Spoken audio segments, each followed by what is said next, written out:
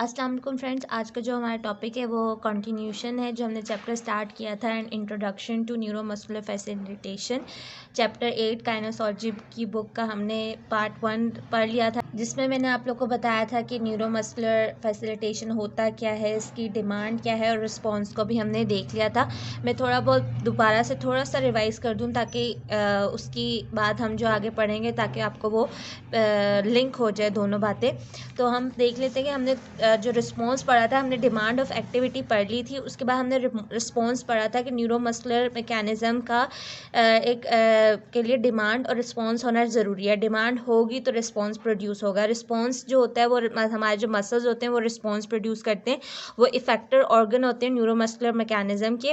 और मसल का फंक्शन क्या होता है कि ये रिस्पॉन्स प्रोड्यूस करवाते हैं। रिस्पॉन्स में मतलब कि वो मूवमेंट को इनिशिएट भी करवाएंगे और जो मस्कुलर कॉन्ट्रैक्शन है उसको कंट्रोल भी करवाएंगे कि कितनी मसल कंट्रैक्शन होनी चाहिए। उसके बाद हमने देखा था कि इस रिस्पॉन्स की कुछ करेक्टरिस्टिक है, उनमें हमारे पास 5 पॉइंट आते थे। तो मैंने आप लोगों को कहा था कि मैं इन 5 पॉइंट्स को नेक्स्ट वीडियो में आपको एक्सप्लेन करूँगी। तो वो 5 पॉइंट्स ये हैं: the integrity of the motor unit, Number 2, the excitability of the interior horn cells. 3, the factors which influence the interior horn cells. 4, the conductivity of the pathway of impulses influencing the AHC मतलब interior horn cells. 5, the nature of the demand. अब ये 5 points हैं, इनको हम आगे एक एक करके डिस्कस करेंगे कि कैसे ये रिस्पॉन्स की करेक्टरिस्टिक्स हैं। ठीक है, अब हम आगे पहला पॉइंट को डिस्कस करते हैं।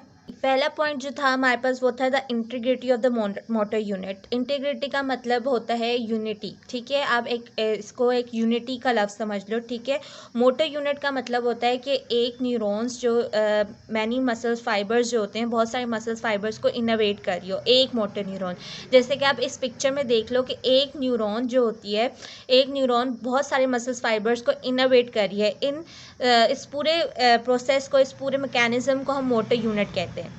अगर ये यूनिटी मोटर यूनिट की मतलब न्यूरॉन और मसल फाइबर की सेम रहती है, मतलब प्रॉपर रहती है, इसमें कोई अगर प्रॉब्लम नहीं आती, तो क्या होगा कि एक रिस्पॉन्स तभी प्रोड्यूस होगा। अगर मोटर यूनिट में कोई मसला आ जाता है, प्रॉब्लम आ जाती है, तो फिर एक रिस्पॉन्स प्रोड्यूस नहीं होगा। तो इसीलिए the integrity of the motor unit जो है वो होना ज़रूरी है, मतलब यूनिटी एक मोटर यूनिट में होना ज़रूरी है। ठीक है, अब इसमें लिखा हुआ क्या है, the motor unit may be regarded as functional unit of the neuromuscular system. ठीक है, अब मोटर यूनिट की यहाँ पे जो डेफिनेशन ये लिखी है कि न्यूरोमस्कुलर सिस्टम का एक ये फंक्शनल यूनिट है मोटर यूनिट। ठीक है, मोटर यूनिट जो इधर लिखा है वो भी सही बात है कि ये न्यूरोमस्कुलर का एक फंक्शनल यूनिट है। ठीक है, आप ये भी लिख सकते हो। और आप मोटर यूनिट को एक समझने के लिए आप एक इस पिक्चर में जैसे मैंने आपको बताया है कि एक न्यूरॉन जो होती है वो बहुत सारे मसल्स फाइबर्स को इनर्वेट कर रही है, उसको हम मोटर यूनिट कहते हैं। ठीक है, its activity is controlled by cells AHC और motor cells of the brain cell.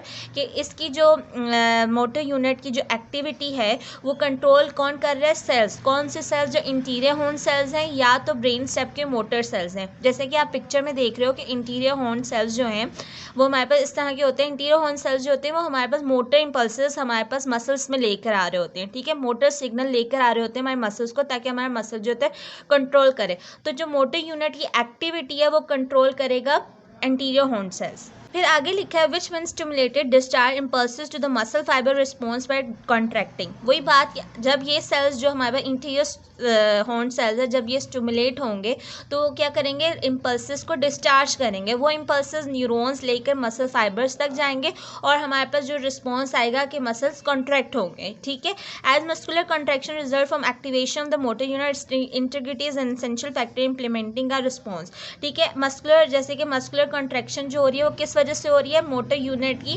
Activation की वजह से। कि हमारे पास स्टिमुलेट तो इंटीरियर हॉर्न सेल हो रहे हैं, वो क्या कर रहे हैं? आगे जाके वो एक्टिवेट कर रहे हैं मोटर यूनिट को। ठीक है, तो इसीलिए जो मोटर यूनिट की इंटीग्रिटी है या यूनिटी है वो एक एसेंशियल फैक्टर, इंपॉर्टेंट फैक्टर है रिस्पॉन्स प्रोड्यूस करने में। ठीक है, आगे यही लिखा हुआ है कि death of the unit cell और destruction of the muscle fibre result in permanent inactivity. कि अगर मसल फाइबर में कोई डिस्ट्रक्शन हो जाती है या यूनिट सेल्स जो हमने पीछे सेल्स पढ़े हैं इंटीरियर हॉर्न सेल्स में, अगर कोई उनके सेल्स की डेथ शुरू हो जाती है तो क्या होगा कि परमानेंट इनएक्टिविटी हो जाएगी, मतलब परमानेंटली मसल काम नहीं करेगा, मसल रिस्पॉन्स प्रोड्यूस नहीं करेगा। और injury to the muscle fibre and temporary inactivity but regeneration is possible in favourable condition. इसमें ये लिखा हुआ है कि अगर मसल फाइबर में कोई इंजरी हो जाती है, क्योंकि मसल फाइबर्स जो होते हैं उनमें कैपेसिटी होती है कि वो रीजनरेट हो सकते हैं अगर वो इंजरी हो जाए, ठीक है।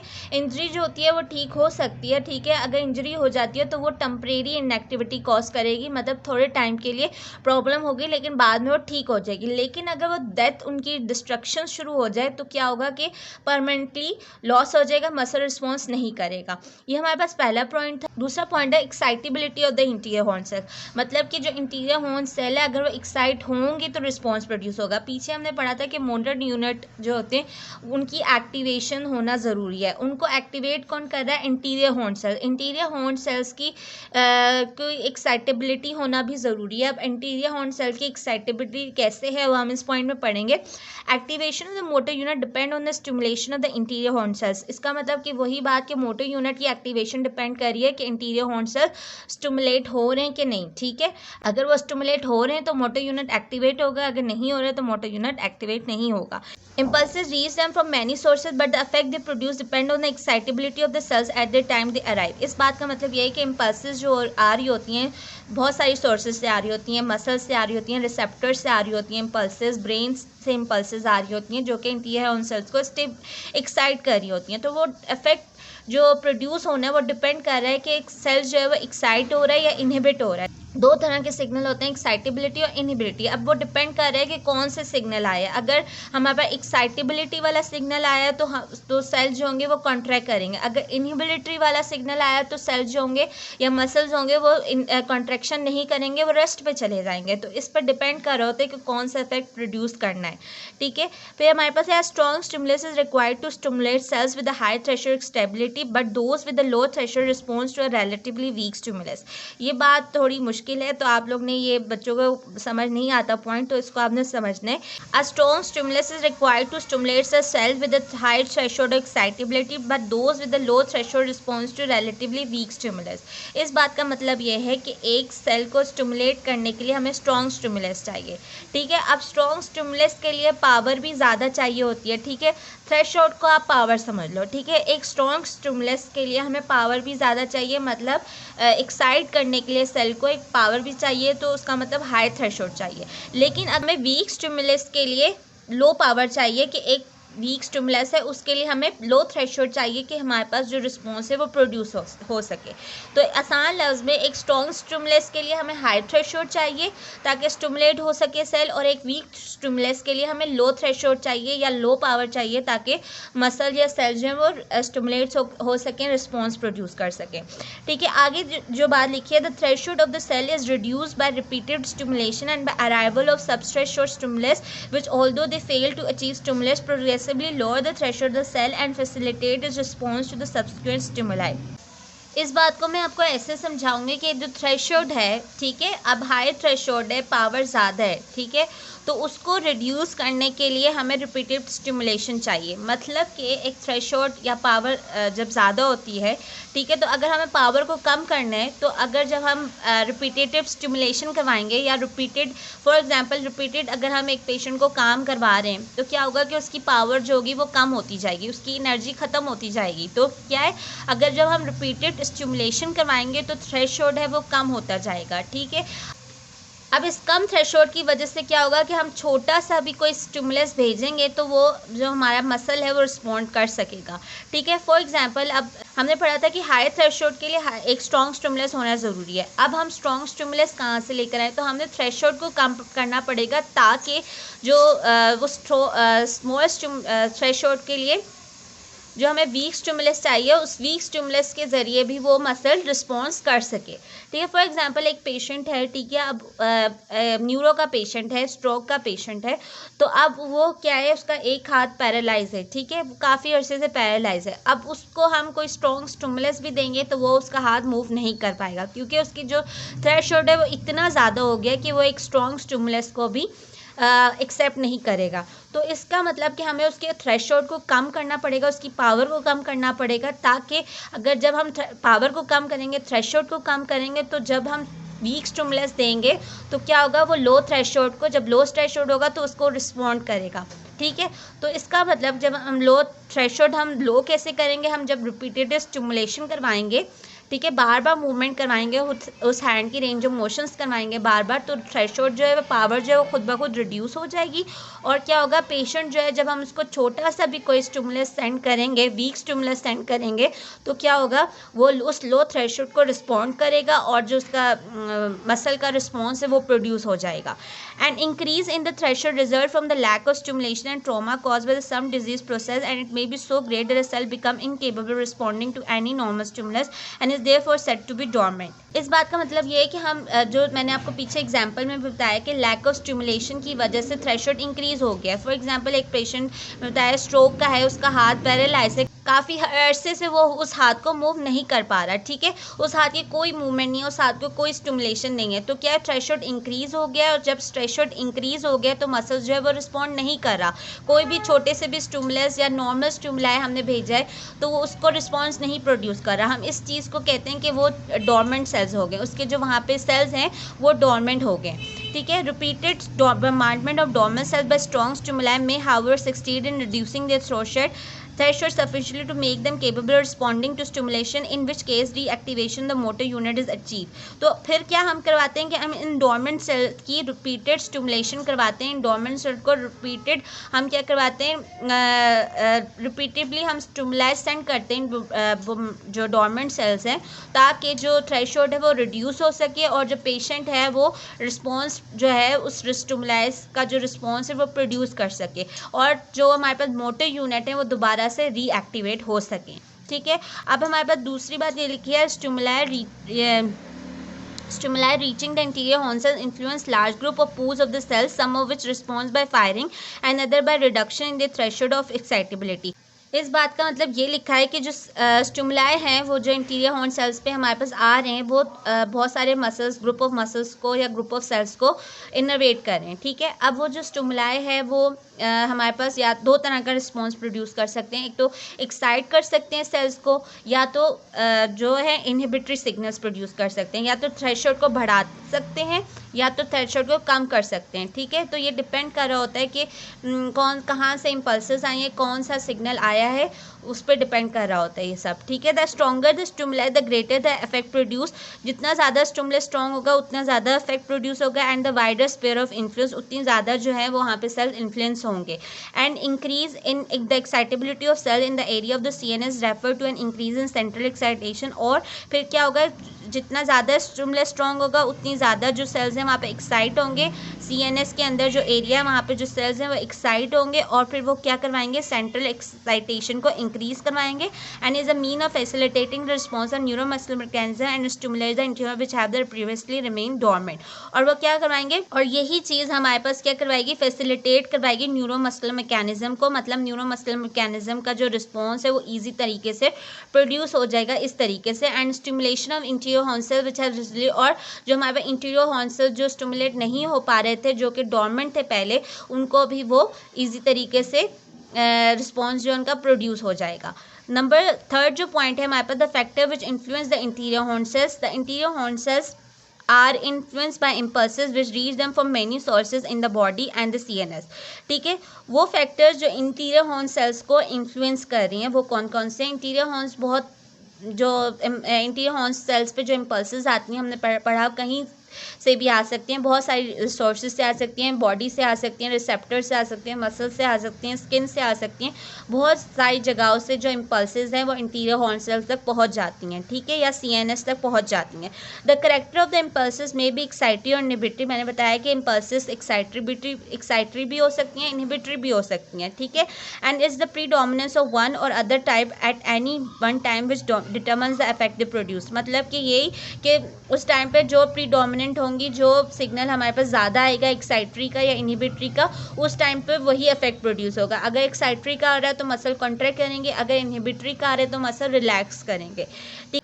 आगे लिखा है कि stimulation of the cell is achieve by excitatory impulses which constitute maintenance of threshold value, a third threshold stimulus fails to stimulate the cell but serves to reduce the threshold, मतलब कि जो सेल इम्पल्सेस हैं अगर वो एक्साइटरी impulses आ रही हैं तो cell stimulate होगा, ठीक है। अगर इनहिबिटरी इम्पल्सेस आ रही हैं तो सेल स्टिमुलेट नहीं होगा। तो एक्साइटरी इम्पल्सेस क्या करेंगे, सेल को स्टिमुलेट करवाएंगे और फिर ये इम्पल्सेस क्या करवाएंगी, थ्रेशोल्ड वैल्यू को मेंटेन करवाएंगे। फॉर एग्जांपल आगे एग्जांपल लिखी हुई है ये कि सब थ्रेशोल्ड वाली, कि अगर कोई ऐसा थ्रेशोल्ड जो कि दरमियाना सा हो और वो सेल को स्टिमुलेट नहीं कर पा रहा, ठीक है, तो क्या होगा कि ये जो एक्साइटरी इम्पल्सेस हैं उस थ्रेशोल्ड वैल्यू को रिड्यूस करेंगे ताकि जो है वो सेल को स्टिमुलेट कर सकें, ठीक है।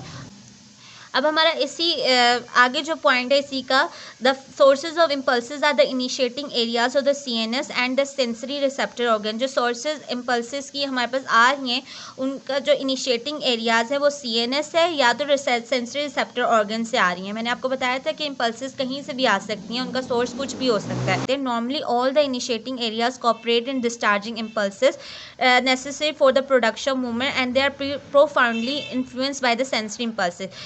ये जो इनिशिएटिंग एरियाज होते हैं ये इम्पल्सेस को डिस्चार्ज करवाने में भी हेल्प करवाते हैं। मतलब ये initiating areas sensory impulses send करते हैं, फिर हमारे पास ब्रेन में सिग्नल जाता है, फिर स्पाइनल कॉर्ड में जाते हैं और फिर मोटर इम्पल्सेस को सिग्नल को लेकर आती हैं और एक मूवमेंट हो जाती है। तो ये सारा इसका प्रोसेस लिखा हुआ है कैसे इम्पल्सेस आगे जाके मूवमेंट को प्रोड्यूस करवाती हैं। आगे लिखा हुआ है any layer on circumstances interfere with the discharge impulses influencing the interior horn cells leads either to a lack of response और to an alternation in the character of the response. इसका मतलब है कि कोई अगर लयन हो जाए या कोई इंजरी या सर्कमस्टांसेस ऐसे हो जाएं जो कि इम्पल्सेस जो जहाँ से इम्पल्सेस डिस्चार्ज हो रही हैं अगर उनमें इंटरफेयर करें वो लयन, तो क्या होगा कि जो रिस्पॉन्स है वो प्रोड्यूस नहीं होगा या तो जो रिस्पॉन्स का करेक्टरिस्टिक है उसमें कोई चेंजेस आ जाएंगे, ठीक है। इन शॉर्ट की कोई भी अगर लयन हो जाती है या इंजरी हो जाती है, डिस्ट्रक्शन हो जाती है, जो इम्पल्स का जो पाथवे अगर उसमें वो हो जाए तो हमारे पास रिस्पॉन्स प्रोड्यूस नहीं होगा। Technique of facilitation are design to compensate for any deficiency by increasing the demand from sensory source to obtain a satisfactory response and facilitated by repeated activity. मतलब कि जो फैसिलिटेशन की टेक्निक है वो हम इसीलिए डिज़ाइन करते हैं ताकि जो हमारे पास डेफिशिएंसी है उसको हम कंपनसेट कर सकें, ठीक है। डेफिशिएंसी क्या है कि अगर एक लयन हो गई है इम्पल्सेस में तो वो दोबारा से वो डेफिशिएंसी ठीक नहीं हो सकती, तो उसको हम तो इसीलिए फैसिलिटेशन टेक्निक करते हैं ताकि उस डेफिशिएंसी को हम कंपनसेट कर सकें। ताकि बाय इंक्रीजिंग, वो कैसे करते हैं, bye increasing the demand from the sensory sources. हम वो कैसे करते हैं कि हम सेंसरी सोर्सेज पे जो हम डिमांड सेंड करते हैं, हम जो सेंसरी सोर्सेज पे, मतलब सेंसरी सोर्सेज का मतलब जो सिग्नल्स लेकर जा रही हैं ब्रेन तक, उन पे हम डिमांड सेंड करते हैं, डिमांड उन पे करवाते हैं, बार बार हम रिपीटेड एक्टिविटी करवाते हैं, वो सेंसरी इम्पल्सिव सिग्नल लेके जाती हैं, तो वो क्या होती हैं, सेंसरी सिग्नल इंक्रीज हो जाता है तो ताकि रिस्पॉन्स जो है वो हमारे पास प्रोड्यूस हो सके और रिपीटेड एक्टिविटी जो है वो फैसिलिटेट हो सके, ठीक है। फिर हमारे पास फोर्थ पॉइंट जो है हमारे पास the conductivity of the nervous pathway of impulses influencing the interior horn cells. इसका मतलब ये है कि जो नर्वस पाथवे की जो कंडक्टिविटी है, ठीक है, इम्पल्सिस का जो पाथवे है, ठीक है, उसकी जो कंडक्टिविटी है वो इंटीरियर हॉर्न सेल को वो भी इन्फ्लुएंस करती है, ठीक है। दीज पाथवे में concept of single neuron, in pathways में हमारे पास सिंगल न्यूरॉन भी होते हैं जिनको हम मोटर साइनेप्टिक पाथवे कहते हैं, और मोर ऑफन टू और more neurons link together at synapse to form chain. और कुछ दो भी हो सकते हैं, दो से ज़्यादा भी न्यूरॉन्स हो जाते हैं जो कि आपस में मिल के साइनेप्स बनाते हैं और एक चेन फॉर्म हो जाती है, ठीक है। The energy required for the passage of impulses along the fibre supplied by the fibre themselves. जो एनर्जी चाहिए होती है इम्पल्सेस को, वो हमारे पास जो फाइबर्स होते हैं उनमें जो फाइबर्स खुद ही वो एनर्जी सप्लाई करते हैं। But the impulses are impeded by the resistance of synapse. लेकिन अगर साइनेप्स में कोई रुकावट आ जाती है या कोई प्रॉब्लम आ जाती है तो क्या होगा कि इम्पल्सेस जो होंगी वो इम्पीड हो जाएंगी, वो रुक जाएंगी, इम्पल्सेस आगे जाएंगी नहीं। Disuse of the pathway increase synaptic resistance, ठीक है। अगर हम पाथवे को डिसयूज़ करें, पाथवे जो है इम्पल्सेस का अगर हम उसको यूज़ ही ना करें, फॉर एग्जांपल मैंने आपको पहले एग्जांपल दी कि न्यूरो का पेशेंट है, उसको स्ट्रोक का पेशेंट है, वो हाथ अपना काफ़ी अरसे से मूव नहीं कर रहा, तो क्या वो डिसयूज़ हो रहा है, उसका जो पाथवे वो डिसयूज़ हो रहा है, तो वो क्या होगा, उसकी जो साइनेप्टिक रेजिस्टेंस है वो इंक्रीज़ होती जाएगी, साइनेप्स में जो रुकावट है वो इंक्रीज़ होती जाएगी, एंड द प्रेशर और crushing of the fibres either prevents और रिड्यूस द कंडक्टिविटी। और जिसकी वजह से क्या होगा कि जो प्रेशर और जो हमारे पास क्रशिंग है फाइबर्स की वो शुरू हो जाएगी और वो आगे जाके कंडक्टिविटी को रिड्यूस करवाएगी, ठीक है। इस चीज़ को हम कैसे रिकवर करेंगे, अगर मसल डिसयूज़ हो रहा है तो हम कैसे करेंगे, हम रिपीटेड यूज़ करवाएंगे अपने पाथवे का, ताकि जो वहाँ पे जो फैसिलिटेशन टेक्निक है, जो रेजिस्टेंस है वो लोअर हो सके और जो फैसिलिटेशन है वो इंक्रीज़ हो सके और इम्पल्सेस जो हैं वो अपना काम फिर से दोबारा से करना शुरू हो जाए। When normal pathway are permanently block, जब नॉर्मल पाथवे जो इम्पल्सेस का है अगर वो परमानेंटली ब्लॉक है, the use of alternative pathway can be develop if there is sufficient demand for them as many undeveloped pathways are available in CNS। ठीक है, इसका मतलब है कि हमारे पास CNS में, ब्रेन में बहुत सारे अनडेवलप्ड पाथवेज पड़े होते हैं। ठीक है, अगर कोई नॉर्मल पाथवे डैमेज हो जाता है तो हमारे पास अल्टरनेटिव पाथवेज होते हैं जिनको हम डेवलप कर सकते हैं। वो कैसे कर सकते हैं कि अगर हम बार बार उन पाथवेज को डिमांड सेंड करें, बार बार उनकी मूवमेंट करवाएं, उन पाथवेज को यूज़ करें, तो हमारे पास क्या होगा कि वो जो पाथवे है, दूसरा पाथवे रीजनरेट हो जाएगा और पेशेंट जो है वो मूवमेंट करना शुरू हो जाएगा। As specific pathways are use for the production specific movement, it is important that the pattern movement use to obtain facilitation should be those which the patient requires more urgently. एक specific movement के लिए हमारे पास एक specific pathway होता है। ठीक है, तो हमें इसलिए एक फिजियोथेरेपिस्ट के लिए ज़रूरी है कि वो पैटर्न ऑफ मूवमेंट को, जो पैटर्न मूवमेंट करवा रहा है फैसिलिटेशन के लिए, वो वाला पैटर्न यूज़ करे जो पेशेंट के लिए उस वक्त अर्जेंट है। ठीक है, वो वाली मूवमेंट करवाए, वो वाली जो उसके लिए उस वक्त ज़रूरी है। जैसे कि those of normal functional movement और as nearly related to those as possible and the pattern should be same each time the movement is repeated. जो कि बहुत वो वाली मूवमेंट जो कि उसके लिए नॉर्मल है, जैसे कि फ्लेक्शन, एक्सटेंशन, जो वो रोज़मर्रा की ज़िंदगी में उसके लिए करने के लिए बहुत ज़्यादा इंपॉर्टेंट मूवमेंट है। हम पेशेंट जो फिजियोथेरेपिस्ट उसको वो वाली मूवमेंट्स उसको करवानी चाहिए, और जो हर बार जब वो पेशेंट को मूवमेंट करवाए तो उसका जो पैटर्न है वो सेम रहना चाहिए। ये नहीं कि आज आपने कोई और पैटर्न मूवमेंट करवाया तो कल कोई और, तो बार बार जब वो रोज़ाना वही वाला पैटर्न फॉलो करेगा तो नया पाथवे जनरेट होगा और जो है पेशेंट आसानी से उसका जो कंडक्टिविटी है इम्पल्सेस की वो रीजनरेट हो सकती है। अब हमारे पास लास्ट पॉइंट है the nature of the demand. इस पैराग्राफ में ये लिखा है कि एक नॉर्मल फंक्शन को परफॉर्म करने के लिए हमारे पास दो चीज़ें ज़रूरी हैं, एक वॉलेंट्री मूवमेंट होना और एक रिफ्लेक्स मूवमेंट करवाना है। ठीक है, पेशेंट खुद से वॉलेंट्री मूवमेंट कर रहा है या रिफ्लेक्स मूवमेंट कर रहा है तो क्या होगा कि हमारे पास एक नॉर्मल फंक्शन प्रोड्यूस हो रहा है। लेकिन अगर इस एक्टिविटी को, अगर एक एक्टिविटी करने के लिए हमें डिमांड चाहिए, ठीक है, वो डिमांड कहाँ से आएगी, वॉलेंट्री मूवमेंट करने से या सेंसरी सोर्सेज को यूटिलाइज करने से। ठीक है, अगर इसकी जो वॉलेंट्री फोर्स है पेशेंट की, अगर वो कोई वीक हो जाती है और वो फोर्स जो है वॉलेंट्री फोर्स या एक्टिवली फोर्स जो है पेशेंट जो खुद से फोर्स लगा रहा है वो इतनी इफेक्टिव नहीं है या वीक है, तो क्या होगा कि रिस्पॉन्स प्रोड्यूस नहीं होगा। तो जब रिस्पॉन्स प्रोड्यूस नहीं होगा तो मूवमेंट भी नहीं होगी। तो इसीलिए हम अगर सेंसरी सोर्स को की डिमांड को इंक्रीज़ करें उसकी जगह, तो क्या हो सकता है कि हम मूवमेंट को इंक्रीज़ कर सकते हैं। ठीक है, तो सेंसरी सोर्स कैसे इंक्रीज़ होगी कि हम बार बार उसको सिग्नल भेजें, बार बार मूवमेंट करके हम सिग्नल भेजें। A demand applied by the substituting sensory receptor initiate reflex movement. जो हम सेंसरी रिसेप्टर्स को स्टिमुलेट करने के लिए डिमांड सेंड कर रहे हैं वो क्या करेगी, रिफ्लेक्स मूवमेंट को इनिशिएट करवाएगी to reinforce the demand of voluntary effort, ताकि जो वॉलेंट्री एफर्ट की जो डिमांड है वो रीइंफोर्स हो सके and ensure a satisfactory response which can be facilitated bye repetition. और एक सेटिस्फैक्टरी रिस्पॉन्स प्रोड्यूस हो सके ताकि रिपीटिशन के ज़रिए जो रिस्पॉन्स है वो ईजी तरीके से प्रोड्यूस हो सके। तो ये सारे हमारे पास 5 पॉइंट्स है। इसमें से अगर आपको कोई भी सवाल पूछना हो तो आप कमेंट सेक्शन में से पूछ सकते हैं। Thank you so much.